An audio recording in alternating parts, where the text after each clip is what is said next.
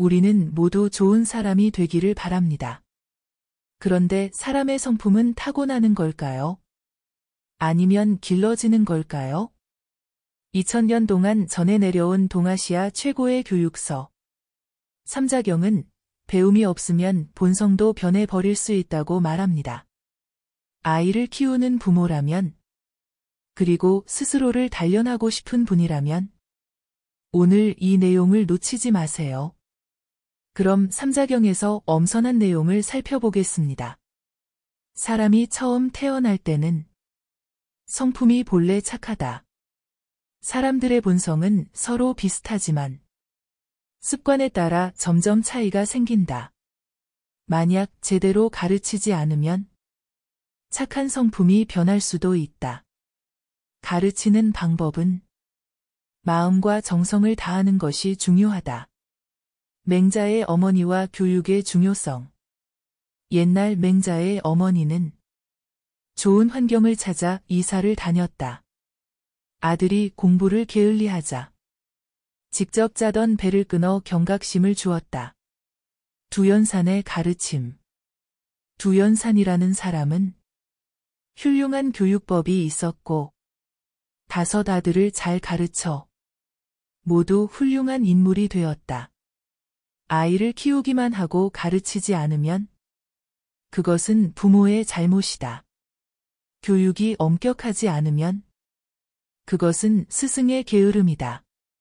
자식이 배우려 하지 않는 것은 옳은 일이 아니다.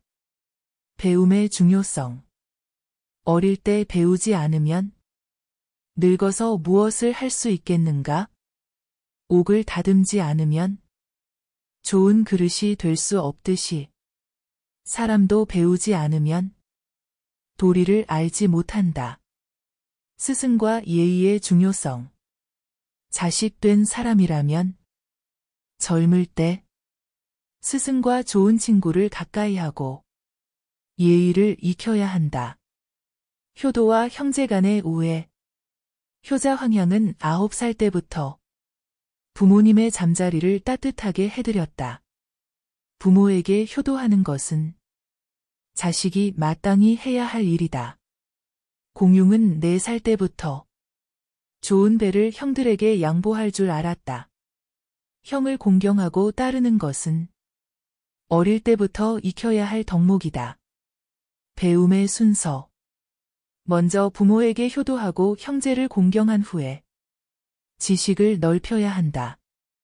수를 배워 숫자를 알고 문을 익혀 글을 알아야 한다. 숫자의 개념. 하나에서 열이 되고, 열에서 백이 되고, 백에서 천이 되고, 천에서 만이 된다. 자연의 이치와 기본 개념. 삼재란 하늘과 땅과 사람이다. 삼광이란 해, 달, 별을 말한다.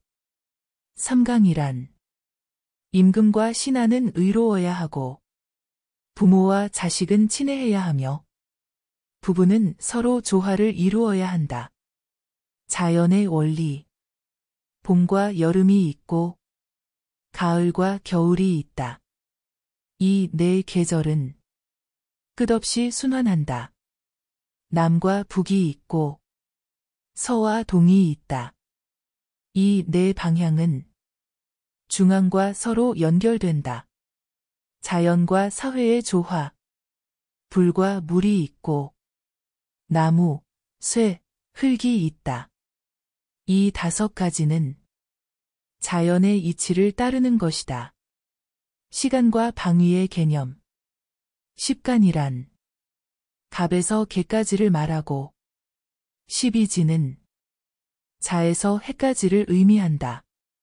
황도란 해가 지나가는 길이며 적도란 지구의 중앙을 가로지르는 선이다. 중국과 세계. 적도 아래 지역은 날씨가 매우 따뜻하고 우리 중국은 지구의 동북쪽에 위치해 있다. 중국의 강과 산, 장강과 황하가 있고 희수와 재수가 있다. 이 네 강을 사독이라 하며 물의 흐름을 관장하는 중요한 강들이다. 태산과 화산이 있고 숭산, 향산, 형산이 있다.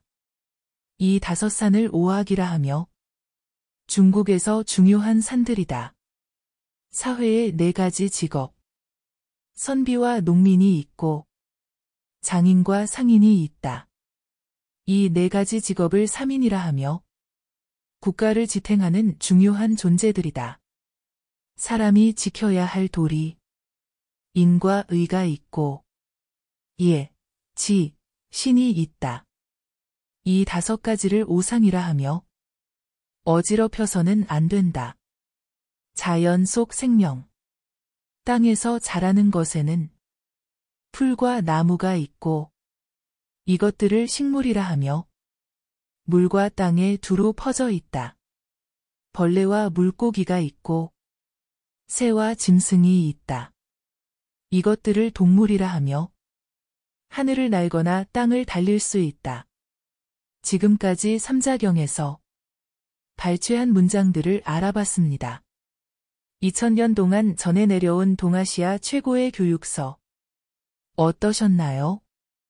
아이를 키우는 것도, 스스로를 성장시키는 것도 결국 배움이 중요합니다. 삼자경이 강조하는 것은 단순히 지식이 아니라 삶의 기본 원칙입니다.